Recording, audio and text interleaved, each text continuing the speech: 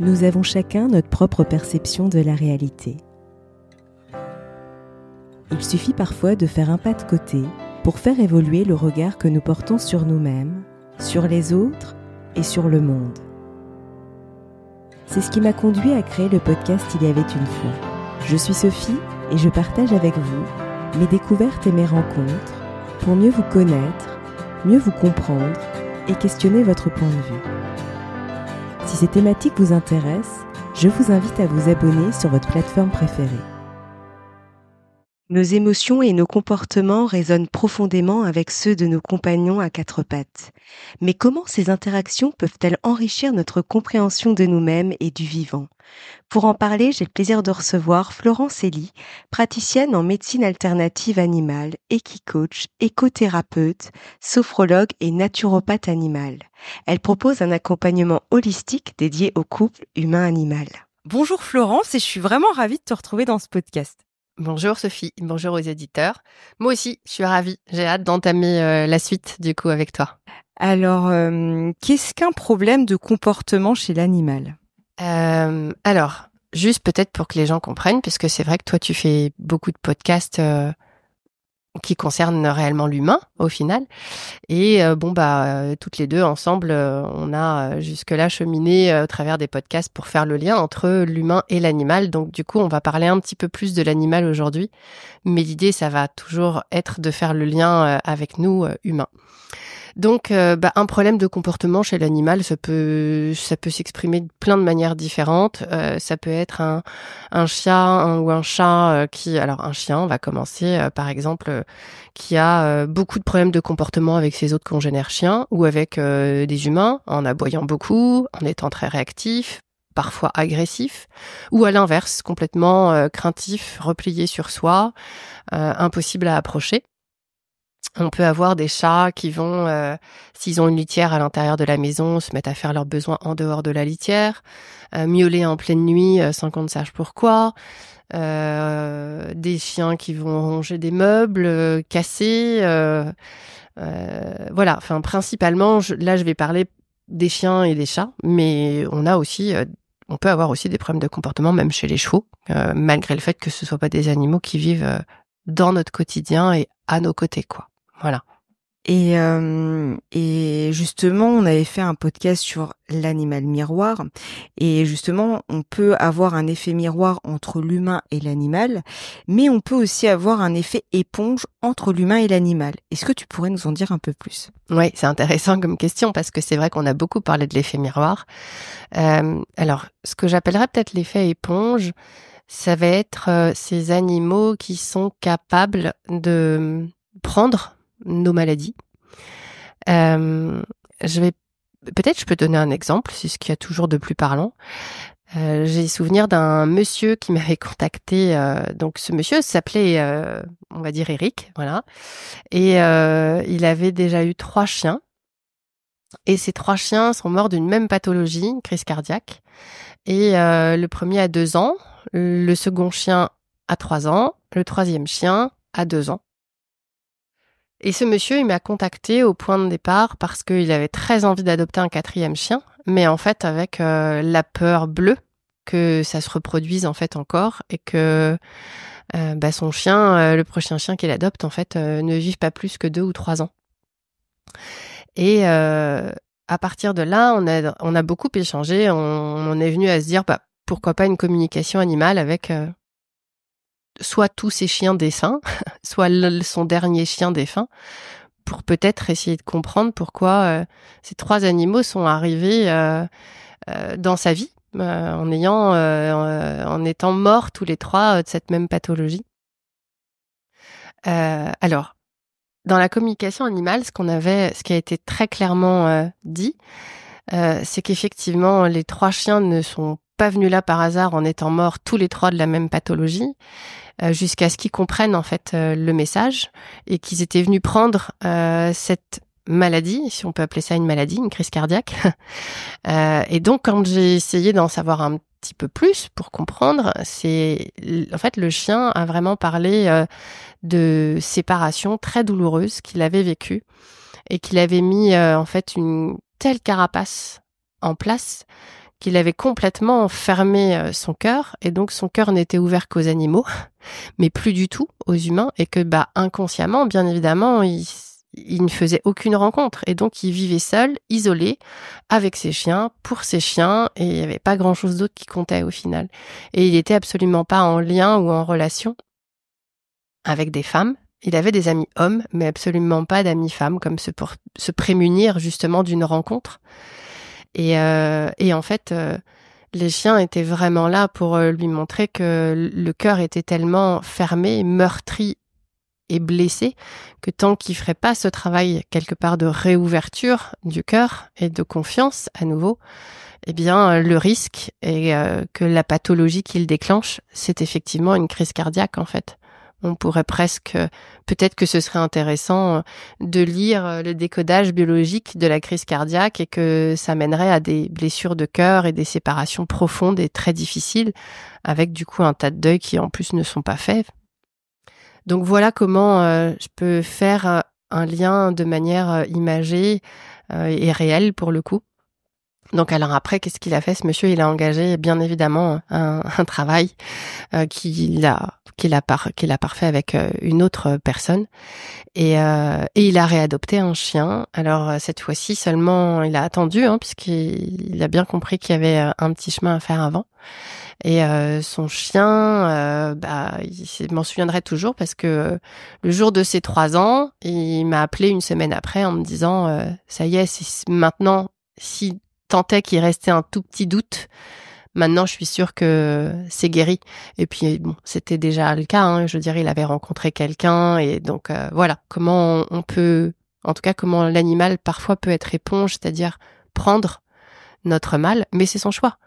Après, c'est son chemin de vie à lui aussi, et c'est pas pour rien quand on les a rencontrés. Peut-être que ces chiens-là avaient déjà, je sais pas, une pathologie cardiaque, tu vois, avec déjà cette sensibilité-là, et ça s'est exprimé comme ça en fonction de l'humain qu'ils ont rencontré aussi dans leur vie, quoi. Et justement, quels sont les facteurs qui peuvent provoquer un problème de comportement ou une maladie? Alors, je crois que c'est comme pour nous. Là, je vais faire le lien aussi avec l'humain. Aujourd'hui, en tout cas, chez l'humain, de manière assez claire quand même, on nous parle beaucoup du manque d'exercice, du manque de mouvement. La vie fait que on a moins besoin de bouger. On a aussi notre alimentation. Et puis, le dernier facteur auquel je pense, c'est tout ce qui est de l'ordre de l'information émotionnelle, en fait. Donc l'alimentation, c'est la même chose, c'est-à-dire que si l'humain ne bouge pas assez et qu'il a un chien, son chien ne bougera pas assez. Voilà, il va peut-être développer du surpoids, et donc une arthrose précoce. Donc tu vois, voilà, comment on tombe dans un lien tout bête d'avoir des chiens à 4 ans qui sont en surpoids et qui ont de l'arthrose précoce. Mais aussi, pourquoi pas, d'autres pathologies, c'est la première qui me vient. Après, sur l'alimentation, c'est comme pour nous, si on les alimente avec beaucoup trop d'amidon, de glucides, comme parfois certaines croquettes sont trop, voilà, en contiennent beaucoup trop, oui, on va pouvoir développer des pathologies telles que le diabète ou l'hypertension. C'est exactement la même chose chez nous aussi, en fait. Alors après, il peut y avoir aussi des facteurs génétiques, je dirais même plutôt épigénétiques, en tout cas pour ce qui concerne l'information émotionnelle. Et donc le dernier facteur, c'est ça. C'est vraiment les émotions. Eh bien, si elles sont contenues, ou en tout cas peut-être parfois pas conscientisées même, je pense bien évidemment que chez l'animal, c'est la même chose que chez nous. Maintenant, chez l'humain, on n'a plus trop à le prouver. Beaucoup de gens font les liens entre les maladies ou des états d'être avec les émotions. Mais chez l'animal, c'est exactement la même chose. Vraiment, si on répond pas aux besoins de l'animal, on peut déclencher des problèmes de comportement tout simplement, quoi. Donc d'où l'intérêt d'être à l'écoute finalement des signaux. Ça rejoint finalement les podcasts qu'on a pu faire précédemment. Là, je pense plus à l'effet miroir pour le coup, mais c'est vrai ce côté qu'est-ce que ça vient chercher. C'est ça finalement aussi la piste qu'on peut avoir face à ce type de situation, je suppose. Ben oui, c'est la piste, parce qu'en fait, si Si on traite, je reçois un animal pour une problématique, je sais pas moi, de diabète ou d'hypertension ou de cystite, peu importe. Oui, je vais pouvoir certainement. Alors, soit on va pouvoir traiter, le vétérinaire va traiter en allopathie, et puis on va avoir une guérison. Et puis la pathologie va revenir. Et là, s'il y a une chronicité qui s'installe, bon, effectivement, ça vaut le coup de se dire, tiens, c'est certainement pas là par hasard. On peut laisser le bénéfice du doute quand ça arrive qu'une fois et que ça guérit et que ça revient pas, admettons. Même si j'avoue, j'y crois pas trop, mais je veux bien laisser un petit pourcentage au bénéfice du doute. Eh bien, soit on a en deuxième solution, effectivement, de se tourner, pourquoi pas, vers d'autres médecines un peu plus douces, qui vont... Là, le but va être de chercher la cause. D'en chercher la cause, bien évidemment, si l'animal développe une allergie, je vais peut-être aller voir dans l'alimentation s'il y a une problématique allergique, oui. Et puis si le chien il est allergique, par exemple, ou qu'il a une intolérance au gluten, on va se dire, ok, alors on va supprimer le gluten et puis on va arrêter de nourrir ce chien avec des céréales, admettons. Ok, on peut. Mais on n'a toujours pas résolu la cause. Je veux dire, on ne naît pas avec une intolérance au gluten. Même si aujourd'hui, que ce soit pour l'humain ou pour l'animal, on reconnaît qu'on a quand même beaucoup toutes ces maladies qu'on voit beaucoup avec le chien aussi. Maintenant, on appelle ça des MICI, qui sont des maladies inflammatoires chroniques de l'intestin.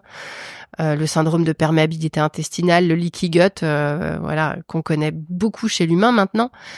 C'est le même chez l'animal. C'est exactement la même chose. Nos animaux ont les mêmes pathologies que nous. Exactement pareil. Ce sont les mêmes. Donc effectivement, si on ne va pas résoudre la problématique émotionnelle, si on s'occupe du fait que ça manque de mouvement, ok, on remet du mouvement. On a une mauvaise alimentation, ok, on va changer l'alimentation et puis on va enlever l'aliment auquel le chien est intolérant. Et maintenant, on va aller s'occuper du coup du facteur émotionnel qui a déclenché l'allergie ou l'intolérance à cet aliment. Sinon, on aura une chronicité effectivement qui va s'installer. Ou alors, on peut traiter de manière allopathique à vie.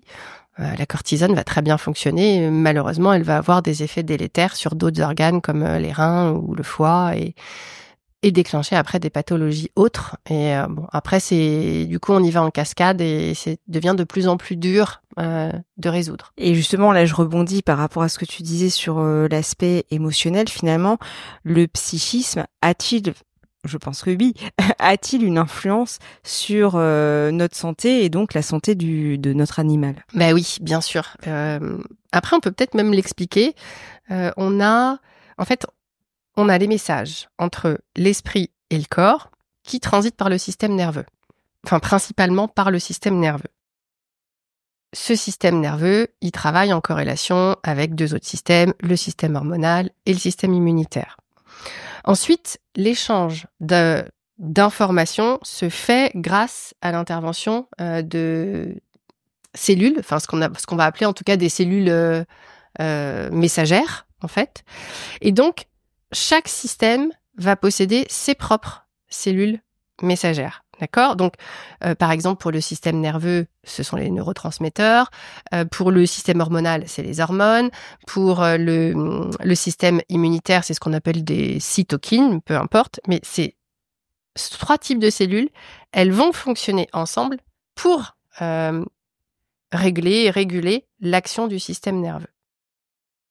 Donc, on sait aujourd'hui de toute façon que une émotion, un stress, impacte le système nerveux, impacte le système hormonal et impacte le système immunitaire. Maintenant, ça y est, c'est connu, les intestins, deuxième cerveau.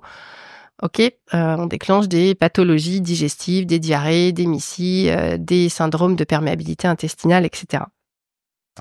Donc aujourd'hui, en fait, on croit que ces cellules messagères, elles ont la capacité d'encoder nos émotions, d'accord, et nos comportements face à une situation donnée. Du coup, ensuite, qu'est-ce qu'elles vont faire ? Elles vont transporter cette information en provenance du cortex, pareil pour le chien, pour se rendre dans les cellules du corps. Donc ces cellules messagères, au final, elles sont à la base de la communication entre l'esprit et le corps. C'est par leur intermédiaire, en fait, que nos expériences personnelles, et donc celles du chien aussi, puisqu'il a vécu lui aussi ses expériences personnelles intra-utérines, à la naissance, et encore après avec ses humains, eh bien, c'est par ces expériences personnelles, du coup, que, je vais dire, en fait, c'est les expériences personnelles qui exercent une influence sur la physiologie, sur le corps physiologique, en fait. Donc oui, le psychisme, il influence forcément notre santé, quoi. Mais on le voit bien même avec l'effet placebo. On voit bien que aujourd'hui, c'est prouvé aussi pour l'humain que si on a des messages qui sont positifs, même l'espoir aujourd'hui permet réellement, contribue en tout cas au bon fonctionnement du rétablissement de la guérison. Et en sens inverse, ça va être la peur, l'angoisse qui va pas permettre ce chemin en tout cas vers un retour à la guérison, ça c'est sûr, quoi. Donc oui, par les cellules messagères, c'est clair que l'esprit a le pouvoir ou d'empêcher ou à l'inverse de stimuler ce retour à la guérison et à un comportement normal. Donc déjà, c'est intéressant de se dire que on a une explication scientifique, en tout cas avec des études qui ont été posées. C'est bien aussi de pouvoir se dire que oui, il y a réellement un mode de fonctionnement, en fait. Les émotions qu'on a vécues et ressenties, elles sont encodées, en fait, dans ces cellules messagères. Donc c'est normal qu'elles impactent notre système hormonal, qu'elles impactent notre système immunitaire et qu'elles impactent notre système nerveux. On n'a pas parlé de la dépression, mais la dépression aujourd'hui, on la voit beaucoup chez nos animaux de compagnie. Et malheureusement, en médecine vétérinaire, on n'a accès qu'à la chimie. Et là, pour le coup, la naturopathie, le naturopathe ou la kinésiologie, il y a plein d'autres outils qui vraiment vont venir en complément pour... En fait, ce sera vraiment tout dernier lieu qu'on utilisera la chimie. Il y a un chemin à faire avant pour comprendre, peut-être que oui, il y a une problématique aussi d'un syndrome intestinal, puisqu'on sait que c'est en lien maintenant. On a des gens, on se rend compte que tous les gens qui font des dépressions ont des intestins poreux. Et on se rend compte que des transplantations fécales d'un microbiote sain permettent à des gens de ne plus être en dépression. Donc c'est bien la preuve encore aujourd'hui qu'il y a un lien entre la physiologie et l'émotionnel et vice-versa. Ouais, effectivement, mais c'est vrai que ce que je retiens quand même, c'est que quand on a des mots, que ce soit d'un point de vue comportement ou d'un point de vue maladie physique, je me dis finalement c'est important. Enfin, c'est vrai qu'on vit dans une société où on a tendance à soigner le symptôme, mais on va pas voir la cause. Et je pense que finalement, moi, ce que je retiens par rapport à ce que tu nous disais jusque-là, c'est que quand nos animaux, du coup, par effet miroir ou par effet éponge, c'est de se dire tiens. Peut-être d'aller voir quand il y a, en tout cas, comme tu disais, on peut avoir le bénéfice du doute la première fois, mais après se dire tiens, ça revient, c'est chronique ou c'est récurrent ou c'est une problématique qui est assez proche de la première, donc peut-être aller voir. Je pense que c'est une invitation qui peut être intéressante. Et en tout cas, c'est ce que j'ai fait moi pour mes propres animaux et je confirme que c'est plutôt intéressant même pour son propre cheminement. Et justement, quand toi tu rencontres par le biais des accompagnements que tu proposes justement la pathologie au niveau pathologie ou comportement au niveau j'allais dire effet éponge ou des problèmes de comportement justement toujours par cette notion d'effet miroir effet éponge, quels sont les outils que tu utilises? Alors il en existe certainement d'autres, mais moi je vais te parler des miens. On peut avoir la communication animale qui est aidante. On peut avoir la kinésiologie. Je pense que maintenant, beaucoup de gens connaissent, de plus en plus, en tout cas, la kinésiologie. Et ça permet vraiment d'aller voir ce qui est le stress, en fait, qui a été engrammé, le stress initial, en tout cas, qui a été engrammé dans le corps et qui a fait que l'animal a développé un mauvais comportement ou une pathologie, en a découlé une pathologie. La biorésonance peut aussi entrer dans ce cadre-là quand même, puisque on a quand même la possibilité d'aller voir au niveau, alors je dirais plus émotionnel pour le coup, puisqu'on a les fleurs de bac qu'on peut aller tester, interroger. Mais on a aussi toute la panoplie des selles de Schussler qui sont très intéressantes aussi. Donc, on peut aussi avoir accès à la biorésonance. La naturopathie reste de toute façon, bien évidemment, aidante. Mais pour moi, en tout cas, la phytothérapie, par exemple, on reste quand même dans traiter un symptôme. D'accord ? Donc, j'ai un chien, je sais pas moi, qui est très angoissé. Oui, on va pas le laisser dans son angoisse. On va faire appel à des plantes qui vont certainement être anxiolytiques, sédatives, pour aider l'animal un petit peu quand même à redescendre. Pour autant, on n'a toujours pas la cause encore. Donc, la cause, là, à ce moment-là, elle va être intéressante à aller chercher dans son histoire, communication animale. On peut avoir des infos sur peut-être intra-utérin, sur la séparation, comment a été vécue la séparation. Il a peut-être été sevré beaucoup trop tôt, ce chiot. D'ailleurs, soit dit au passage, il y a un impact sur les intestins et sur le microbiote. Donc, on peut comprendre ce qui en découle derrière. Voilà, principalement, ça, c'est mes outils. Pour l'imager, je vais donner peut-être un exemple où là, j'avais fait appel à la communication animale. On va dire, une jeune femme, on va dire qu'elle s'appelle Julie. Elle a adopté une petite chienne, qui est une chienne qui a déjà vécu 2 abandons. Donc, elle l'adopte vraiment dans l'intention et dans l'espoir de la sauver, bien évidemment.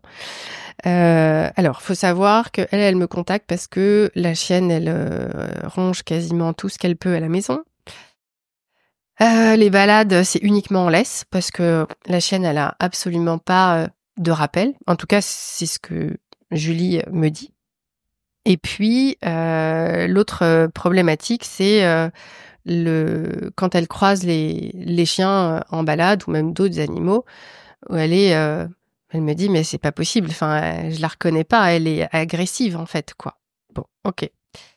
Dans la communication animale, c'était assez fou parce que ce qui ressort de cette petite chienne, la première chose, c'est moi, tout ce à quoi j'aspire, c'est la liberté d'être moi.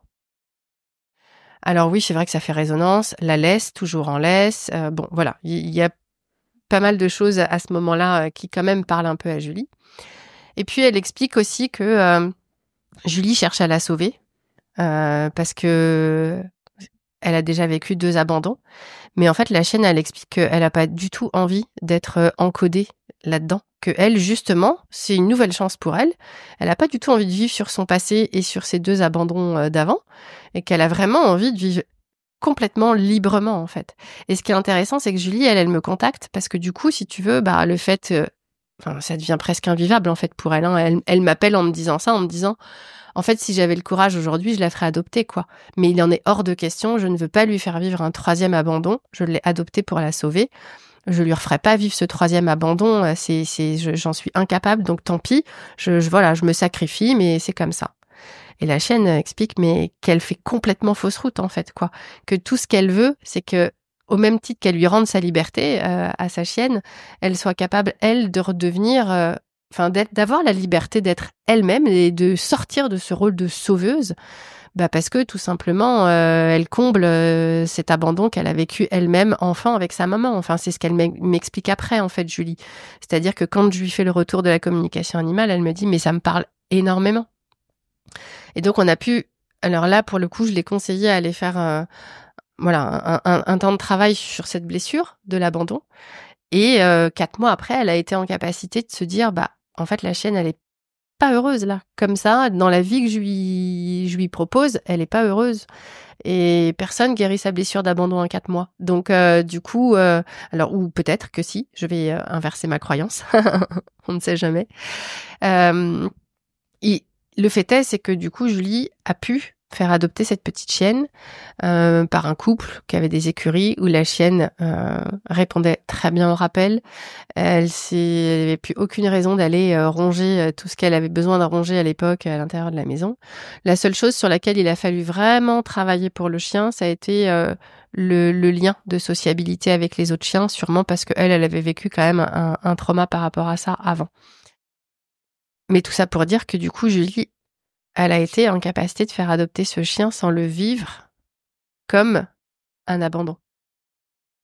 Et c'est là tout son process de guérison à elle aussi, en fait. Donc voilà comment un chien dans plein de comportements qui rendent malheureux tout le monde, et le chien et l'humain, comment la communication animale a pu nous aider au final à mettre en lumière cette problématique d'être dans un rôle de sauveuse, et où du coup elle entretenait en fait l'abandon chez cette chienne qui, elle, était vraiment OK pour avoir envie de vivre une vie nouvelle et de retrouver sa liberté, en fait.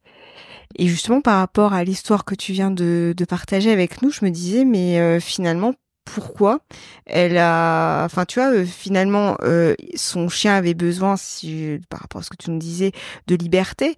Pourquoi finalement elle a décidé plutôt de l'abandonner, enfin entre guillemets, parce que c'est pas le cas, plutôt de le confier à une autre famille qui était susceptible de lui offrir voilà le mode de vie qui convenait au chien, et pourquoi elle n'a pas essayé en fait justement d'accompagner le chien pour pouvoir lui offrir les besoins enfin voilà, qu'attendait le chien en quelque sorte. Oui, c'est intéressant comme question. C'est intéressant parce que ça soulève 2 points. Et c'est marrant parce que dans ta question, même si tu t'es très vite reprise, tu as utilisé le fait elle n'était pas obligée, du coup, peut-être de l'abandonner. Enfin, non, c'est pas abandonné. Voilà, tu vois ce que ça vient chercher déjà quand même. C'est intéressant pour toi et pour nos auditeurs. En fait, on n'est pas en train de donner des recettes miracles quand je donne cet exemple. Peut-être quelqu'un va se reconnaître là-dedans et va se dire « Waouh !» Donc moi, je dois aussi faire ça, je dois réussir à faire ça, et c'est comme ça que je vais guérir ma blessure d'abandon alors et arrêter d'être une sauveuse. Non, chacun son chemin. Donc merci d'avoir posé la question. On n'est pas en train de donner un exemple qui en fait une vérité universelle. D'accord ? Ça, c'est vraiment, c'est là toute l'intelligence de cette question posée, donc je te remercie. C'était son chemin à elle, pourquoi ? Parce que pour pouvoir répondre aux besoins de cette chienne qui demandait effectivement du temps, de la liberté. Voilà, Julie, elle commençait à 8h le matin, elle finissait à 18h. Donc ça veut dire qu'elle avait 1 heure de transport, elle partait de chez elle à 7h, d'accord ? Et elle rentrait chez elle à 19h. Très honnêtement, aujourd'hui, on peut avoir un chien avec ses horaires de travail si on a le budget pour aller payer une jeune femme qui vient balader son chien 1 heure le matin, 1 heure l'après-midi. Et puis, c'est OK, en fait, tant qu'on répond aux besoins de l'animal, d'accord ? C'était pas son cas. Donc, du coup, à chaque fois, au départ, quand elle a travaillé quand elle a fait ce chemin-là, concernant l'abandon, il y avait un vide à combler, en fait, d'accord ? Cette chienne, elle comblait le vide. C'était à elle de combler ce vide tout seul, en fait. Et pas avec la présence de cette chienne qui correspondait absolument pas à son mode de vie et à son style de vie. Et on peut pas dire à quelqu'un, il faut que tu changes ton travail, que tu laisses tomber ton travail et tes horaires de travail pour pouvoir t'occuper de ton chien quelque part, tu vois. En tout cas, c'est pas une obligation, ça peut être un choix de vie et très bien, mais c'était pas son chemin à elle, en tout cas. Et ça, vraiment, la seule chose qui lui a fait dire que c'était juste au moment où elle a pu aller voir cette famille qui cherchait un chien, qui vivait en écurie, et la dame lui a expliqué tout ce qu'elle pouvait offrir à la chienne. Quand elle est allée sur place, elle a vu la chienne tellement bien. Et en fait, pour la première fois, elle ne ressentait plus le sentiment de culpabilité qu'elle était tout le temps en train de ressentir, en fait. Et en plus, comme elle se sacrifiait, il y avait des moments où elle était en colère. Mais en colère après elle-même, en fait. Parce qu'elle rentrait, parce qu'elle était crevée, parce qu'il fallait repromener la chienne, parce qu'il fallait ranger tout le bordel que la chienne avait causé durant toute la journée. Elle avait été toute seule, tu vois. Et donc, c'est venu la confronter à ça, à devoir comprendre que pour elle, c'était son chemin d'en passer par là. Voilà. Mais pour d'autres, ça aurait été quelque chose de totalement différent. Oui, ils auraient gardé le chien et il y a des changements qui se seraient opérés dans leur vie de tous les jours, en fait. Et donc, finalement, ça revient vraiment au fait de qu'est-ce qui est juste pour toi par rapport à là où t'en es sur ton chemin à l'instant T, en fait. Finalement, c'est vraiment une solution pour l'un n'est pas forcément la solution pour l'autre, en fait. C'est ça. C'est exactement ça. Voilà pourquoi on peut pas... On peut donner plein d'exemples pour que ça parle aux gens, pour qu'ils puissent se reconnaître. Mais la solution qui est là pour elle ne sera pas forcément ta solution, la solution pour toi. Pas du tout. Donc, et heureusement d'ailleurs que C'est pareil, le chien que tu as à 20 ans, le chien que tu as à 30 ans, à 40 ans et à 50 ans, forcément, il va faire appel à d'autres choses chez toi. Et puis toi aussi, dans ton éducation, il y a des choses qui vont évoluer envers ton animal, ton chien, ton chat ou ton cheval d'ailleurs, quoi. Voilà. Et quel serait ton mot de la fin pour clôturer notre échange? Et pas facile ce mot de la fin. D'avoir le courage d'aller s'impliquer dans la relation et de se dire que aujourd'hui, maintenant, on peut avoir ce système de pensée qui est que si mon animal a un accident, une blessure, une maladie, ou qui se comporte anormalement, eh bien, je peux aller déjà chercher la cause, comprendre qu'il y a certainement quelque chose d'émotionnel et de voir en quoi cet émotionnel chez mon animal peut faire écho en moi ou chez moi. Et que tout n'est pas uniquement la faute de l'animal, mais que tout n'est pas non plus uniquement la faute de l'être humain et que aucun animal ne demande à ce que l'on se sacrifie pour lui. Ça, c'est typiquement humain. Un animal ne demandera jamais que l'on se sacrifie pour lui. Il n'y a que nous. Donc, c'est intéressant d'aller voir à quoi ça fait appel derrière. Est-ce qu'on culpabilise? Ok, c'est un bon point de départ pour aller voir ce qui se trame derrière cette culpabilité, en fait. Voilà, donc mon mot de la fin, c'est ça. Impliquons-nous l'un l'autre pour l'un et pour l'autre. Et du coup, pour la relation. Et que ça devienne quelque chose de grandissant et de guérisseur, en fait. Voilà.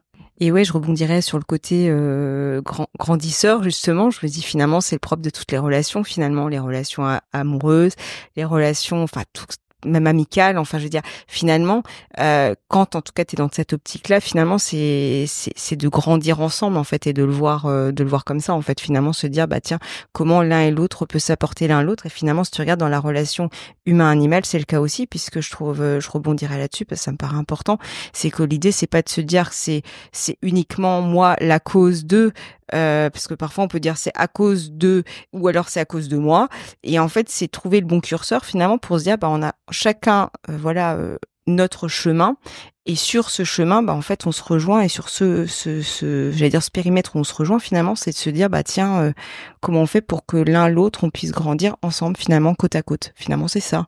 C'est exactement ça. Et puis du coup c'est intéressant de voir que dans ma relation à l'animal, je peux regarder aussi comment je relationne avec l'humain, avec qui je vis, mon enfant, mes beaux-enfants, mon compagnon, ma compagne, mon père, ma mère, Et c'est en ça où je trouve qu'ils sont intéressants, en fait, quoi. C'est qu'ils nous ramènent, oui, certainement à nos blessures de l'enfance, mais aussi à tout ce qu'on a déjà de beau en nous et qu'on est capable d'offrir.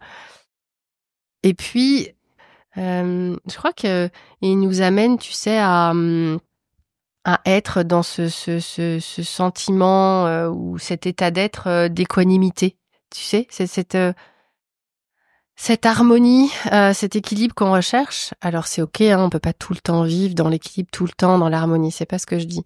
Mais d'avoir cette capacité, et pour moi c'est ça l'équanimité, et c'est important dans une relation, que ce soit d'humain à humain ou de humain à animal, et de l'animal envers l'humain, c'est que on a cette capacité de voir le moment où on perd pied et où on n'est plus dans l'équilibre, d'être capable de revenir en soi, de faire appel à la respiration ou à autre chose pour reposer les choses, revenir vraiment en soi et retrouver l'harmonie et l'équilibre. On sera tous déséquilibrés, tout le temps, en tout temps, à tout moment. Donc en fait, le but, c'est pas de devenir, d'être à l'équilibre et d'être dans l'harmonie H24, c'est d'être dans cette capacité de revenir à l'harmonie et à l'équilibre. Et quand on se dispute dans un couple, c'est exactement ça, en fait. On n'est plus dans cette équanimité, en fait. Il y a quelque chose qui nous fait surréagir. L'émotionnel nous amène dans une surréaction. Et là, ça y est, c'est terminé. Soit on domine, soit on est soumis, mais il y a un jeu qui se met en place. Donc, je pense que l'animal est très intéressant aussi pour ça, pour nous faire développer cet état d'être qu'est l'équanimité. Ouais, vraiment. Un grand merci en tout cas, Florence, c'était un plaisir, comme à chaque fois, d'échanger avec toi. Donc vraiment un grand merci. Et puis on trouvera de toute façon les liens pour te retrouver sous ce podcast. Donc encore merci. Merci beaucoup, Sophie. Si vous avez aimé cet épisode, n'hésitez pas à lui laisser 5 étoiles sur Apple Podcast ou un pouce sur YouTube. Et surtout, abonnez-vous sur votre plateforme d'écoute préférée pour ne manquer aucun épisode. Je vous souhaite une très belle journée ou une très belle soirée et vous donne rendez-vous dans 2 semaines. À bientôt!